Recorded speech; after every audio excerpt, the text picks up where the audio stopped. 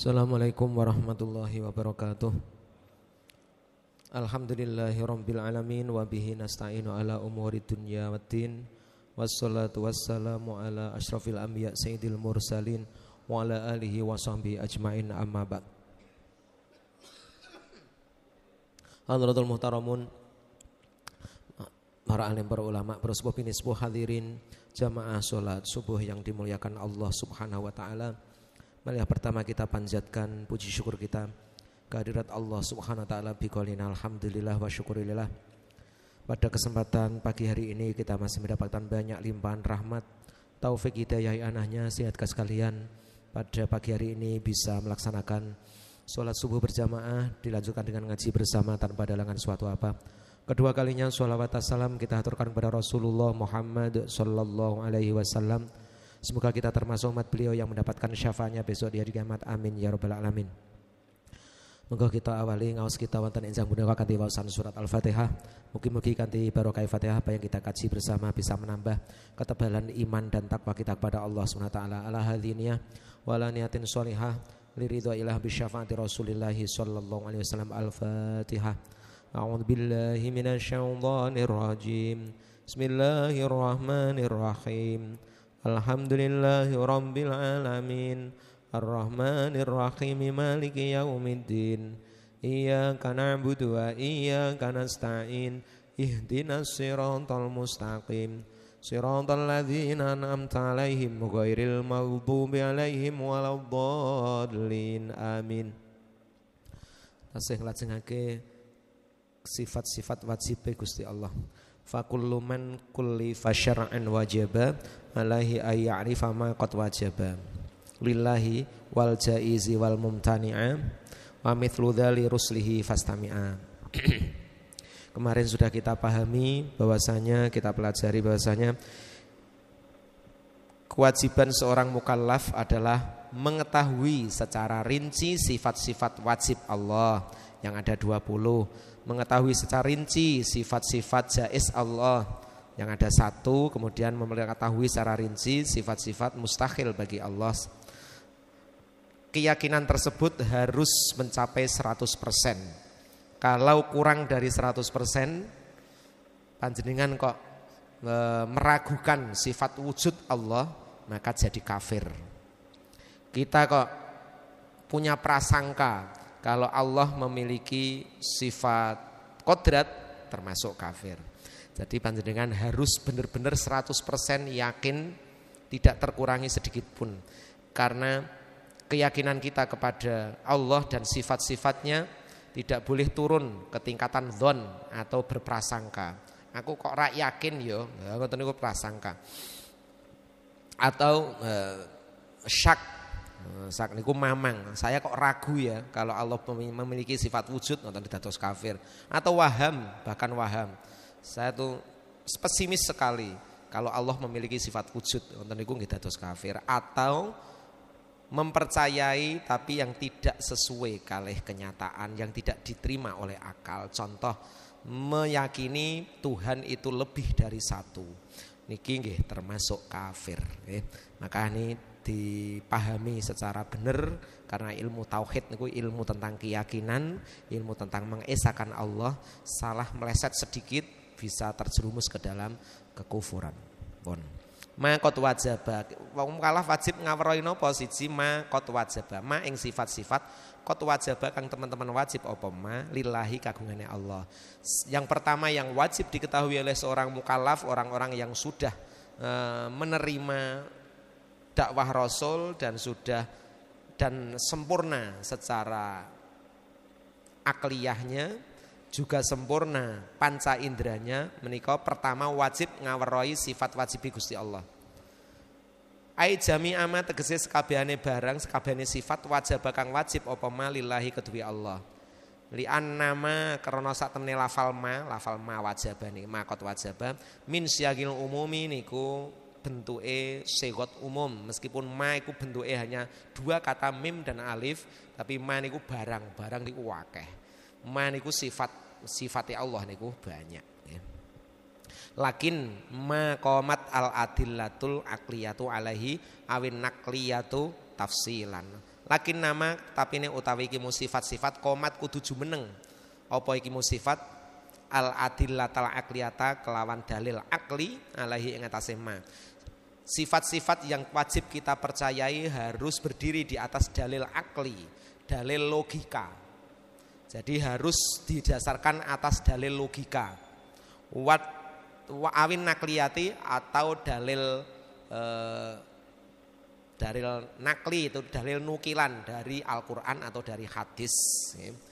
Tafsilan secara rinci. Sifat-sifat yang wajib kita ketahui dengan berdasarkan dalil akli atau dalil logika dan dalil nakli atau dalil dari ayat-ayat Al-Quran.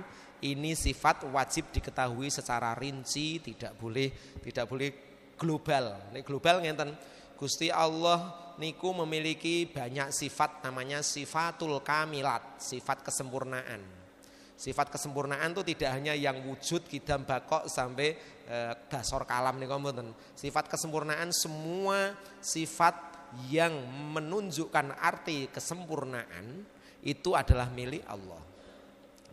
Semua sifat yang memiliki arti kesempurnaan itu adalah sifat Allah.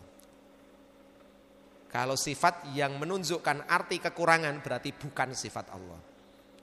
Jadi semua sifat yang menimbulkan arti kesempurnaan niku sifat Allah. Maka sifat Allah sing tenggene al asmaul husna, nama-nama Allah yang baik itu mengandung sifatul kamilat. Tidak hanya yang 20 wujud kidam bakok, tidak hanya itu, tapi banyak sekali. Ada sifat Gusti Allah niku ya musawwiru.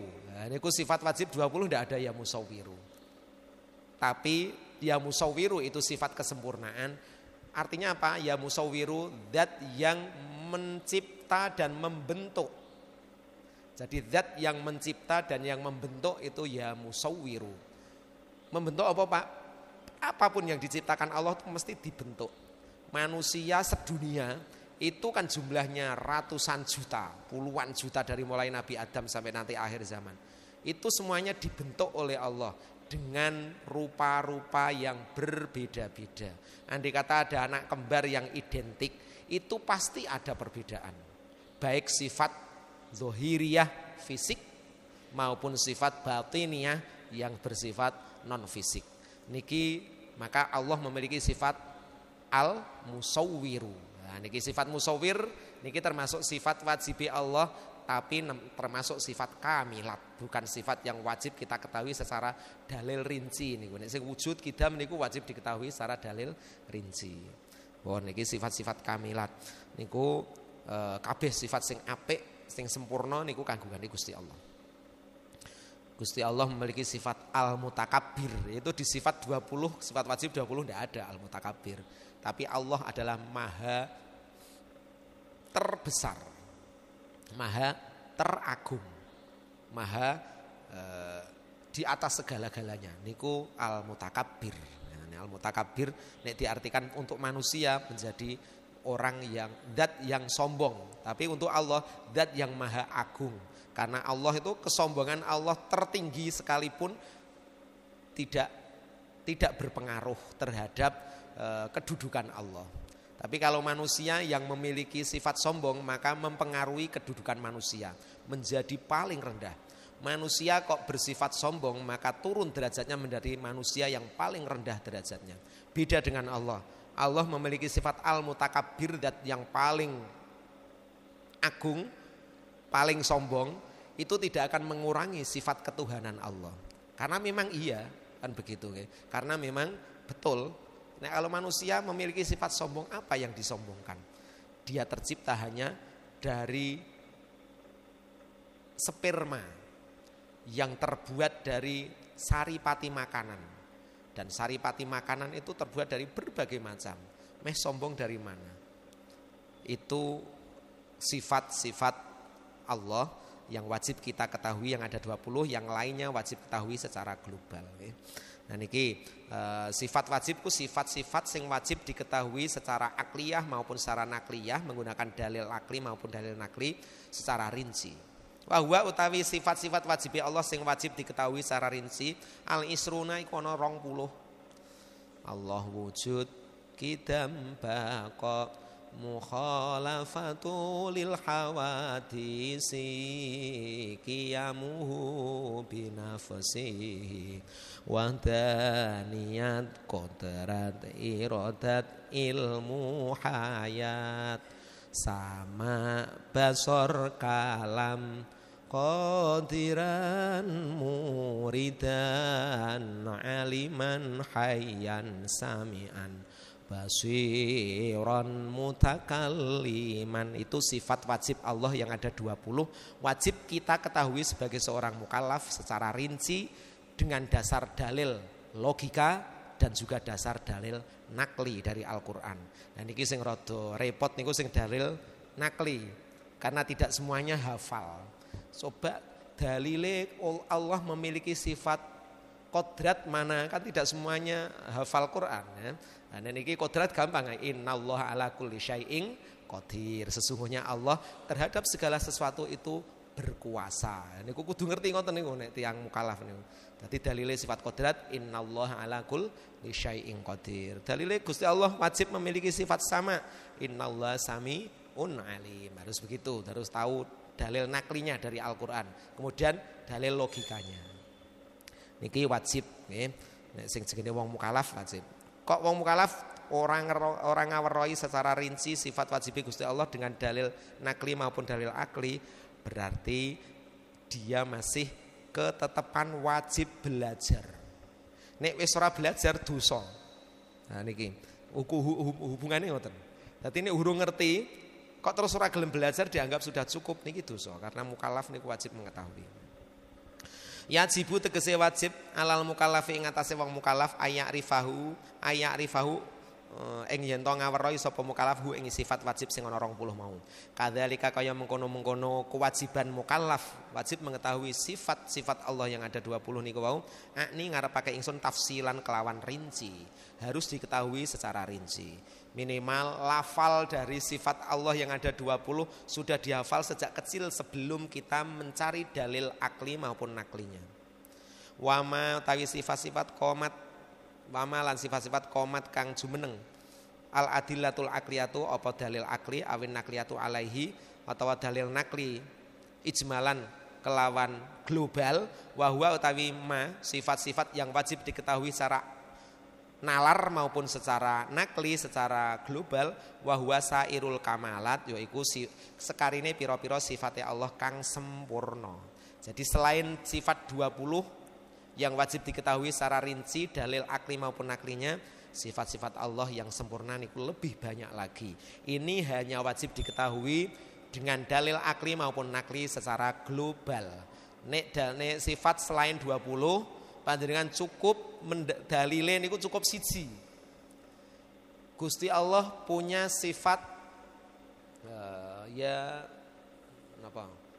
Ya sobur, ya wakil, ya qawiyu, ya matinu dan seterusnya. Sifat-sifat Allah yang sempurna niku. Niku dalile cukup siji. Napa? Wujude alam, sewujudnya semesta alam. Wujudnya semesta alam itu menjadi dalil sifat-sifat kamilatnya Allah Subhanahu wa taala. Coba di logika. Mangke kembalinya kan ke alam semesta ini sebagai tanda kalau Allah itu memiliki sifat ya qawiyu. Allah itu bersifat kuat, maha kuat. Allah itu bersifat maha kuat. Dalile ndi kalau Allah kuat? Dalile wujude alam semesta. Lo kekuatan alam tuh yang mana? Contone Gunung Merapi iso meletus. Ini kekuatan dari siapa? Apa Gunung Merapi itu sering olahraga? Terus kalau meletus bisa hebat seperti itu? Tidak. Apa Gunung Merapi itu selalu minum nutrisi yang kualitas vitaminnya tinggi? Akhirnya ketika muring-muring iso gemparke wong sak donya? Tidak. Tapi kenapa punya kekuatan? Itulah ya qawiyu. Allah yang maha kuat.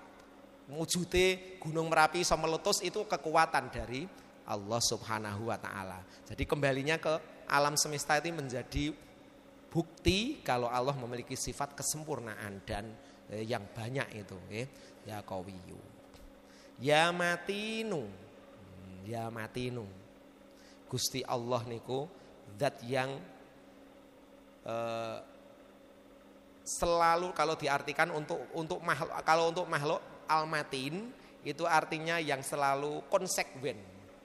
Konsekuen itu apa? Kalau ada orang berbuat baik, Gusti Allah tidak bakalan melupakan kebaikan itu. Itu Allah. Wa mallahu bighafilin amma ta'malun. Allah tidak akan melupakan apapun yang pernah panjenengan jalani. Baik itu perilaku baik maupun perilaku jelek. Niku sedaya benjang wonten catatannya, dan tidak hanya catatan, efek terhadap amaliyah panjenengan nanti muncul dari situ. Itu ya matin. Maka kita yakin ibadah kita itu mesti diterima. Harus punya keyakinan begitu karena Allah yang Maha Al-Matinu, konsekuen. Segala sesuatu yang dilakukan oleh manusia apapun bentuknya itu ada konsekuensi logis yang besok akan diterima oleh seorang hamba itu sesuai dengan amaliyah yang ia kerjakan. Niki Al-Matin. Lah ngeten iki dalile cukup global. Apa dalile? Gusti Allah memiliki sifat Al-Matin secara akliyah, wujudnya alam semesta. Contohnya apa? Keteraturan alam. Keteraturan alam ini mereka tidak pernah ditatar. Matahari kamu nanti setiap jam 5:40 harus keluar setiap tanggal sekian. Itu tidak pernah ikut penataran seperti itu. Tapi keteraturan itu sudah diatur oleh Allah dan yang diatur itu manut. Nah, itu juga al-matin ya. Jadi konsekuensi semuanya mengikuti aturan-aturan Allah. Kok ada salah satu makhluk Gusti Allah sing orang ngikuti aturannya mesti celaka. Niki mboten ming menusa. Matahari kok tahu-tahu mogok muncul di hari itu, kiamat dadine. Kiamat terus. Ya tapi ora ono alam semesta niki sing mboten manut kalih aturan Gusti Allah. Kabeh manut. Lah satu-satunya makhluk Gusti Allah sing sering ora manut niku malah ming menusa. Nggih, menusa sak rasan. Sanese manut kabeh. Ora ana sing mboten kabeh. Malaikat malah pol niku manute pol wis ora tahu diperintah ngene tarung dilakoni. Ndak perlu mencari-cari alasannya apa aku kok diperintah kayak gini. Manusa kan kadang uri salat duha ya. Mesti takon, apa manfaate? Ini ora terus ngopo? Ya, kan itu manusia. Manusia tuh karena manusia tuh memiliki campuran antara nafsu dengan akal. Maka otak nafsu dan otak atiknya akal mereka bisa kreatif. Kalau kreatif itu dikelola dengan baik, didasari iman kepada Allah, maka dia akan menjadi seorang wali. Tapi nek nafsu dan akal itu dikelolanya tidak benar, maka dia akan menjadi lebih jahat daripada iblis. Niki manusia.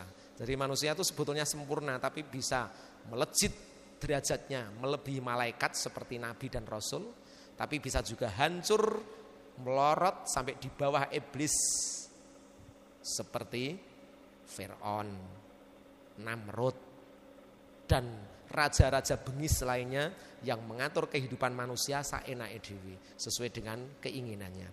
Niki contoh-contohnya menusa niku ngoten niku. Terus niki contoh sifat kamilat cukup secara global nggih untuk mengetahuinya.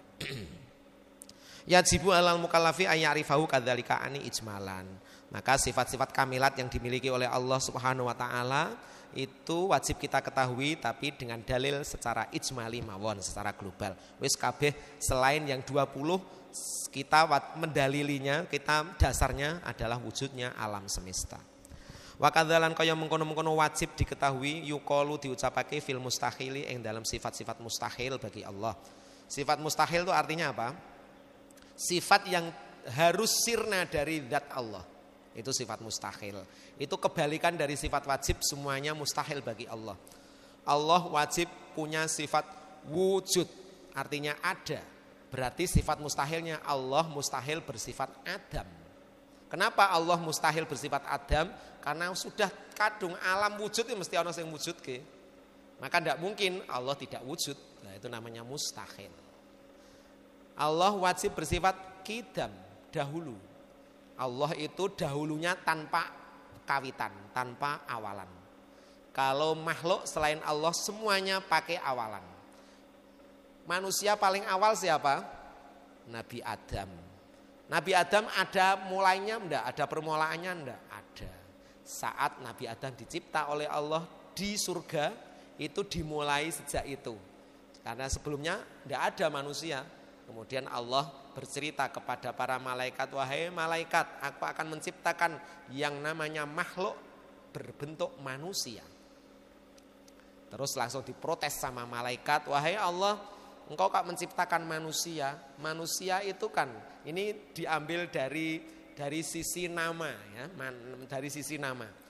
Nama manusia itu dari kata nasiyansa, artinya lupa. Jadi manusia niku sifat asline pelupa. Karena namanya nasun, manusia. Jadi panjenengan manusia niku nek ora diwehi penyakit lupa malah bahaya. Maka sifat lupa termasuk rahmat dari Allah Subhanahu wa taala. Contone garwane jenengan nglairke. Niku nek dieling-eling terus kapok ra ilok. Sepisan wae wis ra gelem. Apa meneh ngerti tanggane, wah ra gelem.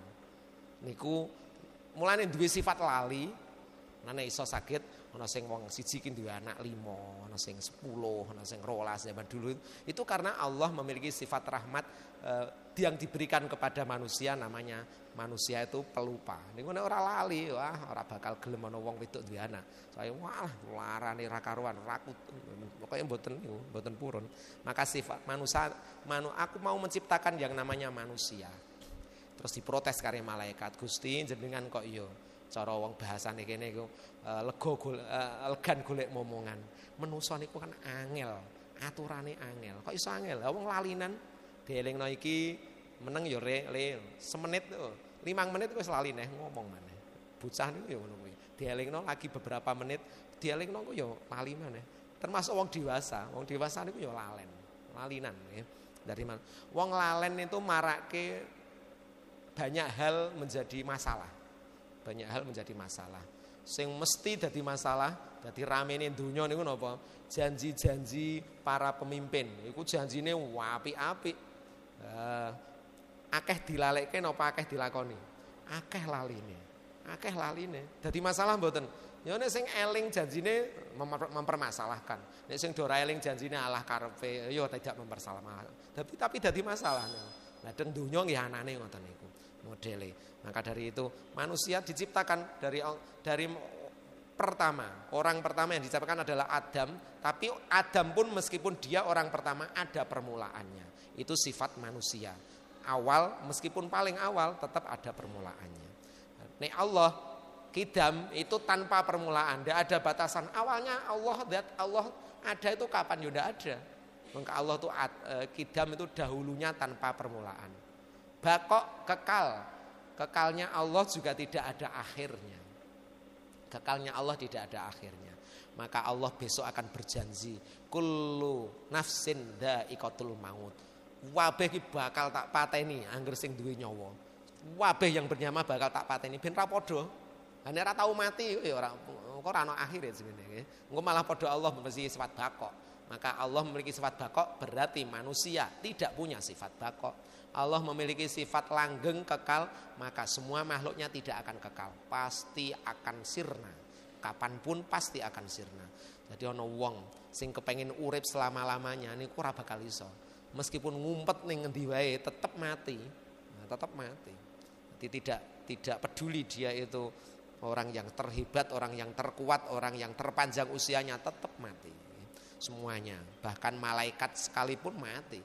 Malaikat yang tukang nyabuti nyawa niku malaikat Israel bakal yo mati. Karena Allah memang akan membuktikan semua makhlukku bakal tak pateni kabeh. Ora ana sing isih illa wajhah, kecuali zat Allah saja yang masih hidup. Maka tidak ada yang tidak rusak kecuali hanya Allah. Nah, sifat-sifat Allah yang tidak rusak seperti itu dinamakan sifat baqo. Nah, niki. Maka itu wajib diketahui nggih. Nanti yang mustahilnya juga harus diketahui rinci.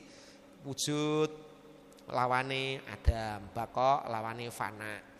Kidam lawane dahulu, lawane ada permulaannya.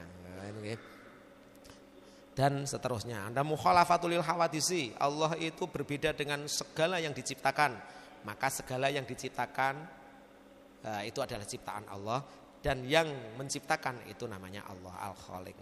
Mukhalafatul lil hawadisi. Allah berbeda dengan yang diciptakan. Allah tidak ada yang menyamai. Lam yalid walam yulad walam yakul lahu kufuwan ahad. Tidak ada makhluk Allah ini yang menyamai Allah, itu tidak ada, karena makhluk itu diciptakan. Mosok orang yang membuat motor, orangnya kayak motor, kira-kira masuk akal mboten? Ora mungkin. Ana wong gawe bangunan, apa wonge kaya bangunan? Mesti mboten kados bangunan. Wong sing gawe patung, itu kan dibentuk patung ya. Dibentuk persis seperti wajahnya, dikata. Pematung, pemahat, so gawe patung persis kaya wajahnya. Apa sama antara yang dibuat dengan yang membuat? Tentu beda. Meskipun dipadak-padakno tetep ora padha. Apalagi sifatnya jelas tidak ada sama sekali, tidak ada yang sama. Mungkin secara gambar podo, tapi siji gambar, siji menuso beneran, nah tentu beda. Jadi itu wajib kita ketahui. Bon, niku intinya Gusti Allah memiliki sifat wajib yang wajib diketahui secara rinci, baik dalil nakli maupun akli ada 20, yaitu sifat wujud sampai sifat kalam. Kemudian Allah juga memiliki sifat wajib yang wajib kita ketahui secara global, yaitu selain 20, semua sifat kesempurnaan adalah milik Allah. Dalilnya adalah wujudnya alam semesta. Niki mun cekap kangge tiyang mukallaf dianggap tiyang ingkang sampun memenuhi syarat keimanannya.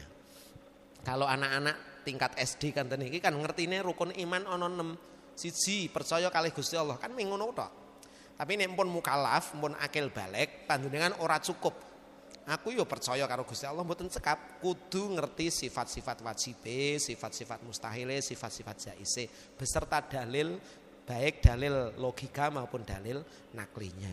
Niki bedane. Maka cah cilik niki mengken ngapal kiriyen. Mangke nek wis gedhe didudoi, dikasih tahu, diajarkan piye carane membuktikan sifat wajib Allah yang ini, buktinya alam seperti ini, buktinya dalil yang dari Al-Qur'an ini, dalil yang dari logika ini. Maka ben saged sempurna napa keimanane. Niki ingkang saged kawula sampaiake, mugi-mugi manfaat, insyaallah benjang kita lajengake. Monggo kita akhiri kanthi alasan alhamdulillahirabbil alamin, kurang lebih mohon maaf. Wallahul muwafiq ila aqwamit thoriq. Assalamualaikum